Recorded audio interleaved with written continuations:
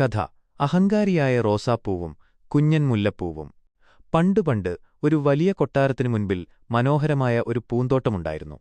അവിടെയില്ലാത്ത പൂക്കളില്ല. Rose, ചെമ്പരത്തി, സൂര്യകാന്തി, dahlia, അങ്ങനെ പല വർണ്ണത്തിലുള്ള പൂക്കൾ.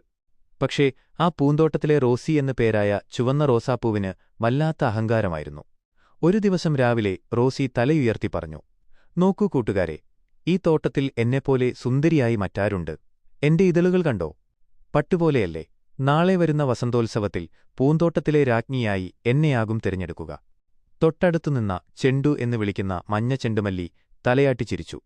"ശരിയാണ് റോസി, നിന്നെ വെല്ലാൻ ഇവിടെ ആരുമില്ല." ഇതെല്ലാം കേട്ട് വേലിയുടെ അറ്റത്ത് വിരിഞ്ഞു നിൽക്കുകയായിരുന്ന ഒരു കുഞ്ഞു മുല്ലപ്പൂവ് ഒന്നും മിണ്ടാതെ നിന്നു. അവൾക്ക് റോസിയെപ്പോലെ വലിയ ഇതളുകളോ നിറമോ ഇല്ലായിരുന്നു. വെറുമൊരു വെള്ള ഉടുപ്പിട്ട ചെറിയ പൂവ്. റോസി മുല്ലപ്പൂവിനെ നോക്കി പരിഹസിച്ചു. "ഹഹ, ആ മുല്ലപ്പൂവിനെ നോക്കൂ, ആർക്കും വേണ്ടാതെ ഒളിച്ചു നിൽക്കുന്നു. നിനക്കൊന്നും ഈ മത്സരത്തിൽ പങ്കെടുക്കാൻ പോലും യോഗ്യതയില്ല." മുല്ലപ്പൂവിന് സങ്കടം വന്നെങ്കിലും അവളൊന്നും മിണ്ടിയില്ല. അപ്രതീക്ഷിതമായ മഴ. അന്ന് ഉച്ചകഴിഞ്ഞപ്പോൾ അന്തരീക്ഷം മാറി. കാർമേഘങ്ങൾ ഉരുണ്ടുകൂടി. പെട്ടെന്ന് ശക്തമായ മഴയും കാറ്റും തുടങ്ങി. പൂന്തോട്ടത്തിലെ പൂക്കളെല്ലാം പേടിച്ചു വിറച്ചു. ആ സമയത്താണ് ചിറകു നനഞ്ഞ ഒരു ചെറിയ തേനീച്ച ബി അവിടെ പറന്നുവന്നത്. അവന് പറക്കാൻ തീരെ വയ്യായിരുന്നു. തേനീച്ച ആദ്യം റോസിയുടെ അടുത്ത് ചെന്നു. "റോസാപ്പൂവേ, എനിക്ക് വല്ലാതെ തണുക്കുന്നു. മഴയൊന്നു തോരുന്നതുവരെ നിന്റെ ഇതളുകൾക്കിടയിൽ എനിക്കൊന്ന് ഒളിച്ചിരിക്കാൻ ഇടം തരുമോ?"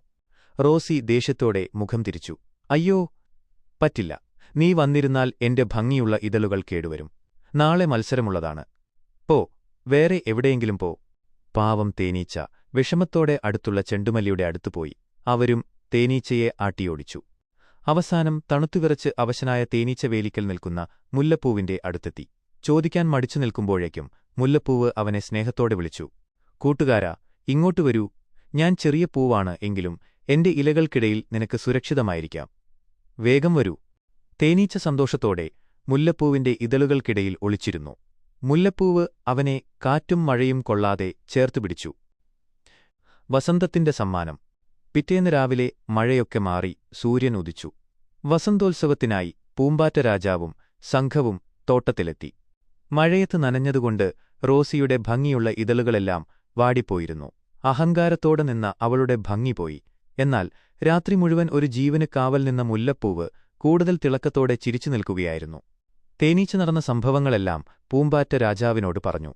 രാജാവ് പുഞ്ചിരിച്ചുകൊണ്ട് പറഞ്ഞു, "ബാഹ്യമായ ഭംഗിയല്ല, മറ്റുള്ളവരെ സഹായിക്കാനുള്ള മനസ്സാണ് യഥാർത്ഥ സൗന്ദര്യം."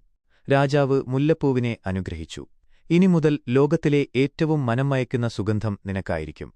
നീ എവിടെ വിരിഞ്ഞാലും നിന്റെ സുഗന്ധം കൊണ്ട് ആളുകൾ നിന്നെ തിരിച്ചറിയും." അങ്ങനെയാണ് മുല്ലപ്പൂവിന് ഇത്രയേറെ സുഗന്ധം ലഭിച്ചതത്രേ. അഹങ്കാരിയായ റോസിക്ക് തന്റെ തെറ്റ് മനസ്സിലാവുകയും ചെയ്തു. ഗുണപാഠം. പുറംമോടിയേക്കാൾ വലുത് ഉള്ളിലെ നന്മയാണ്.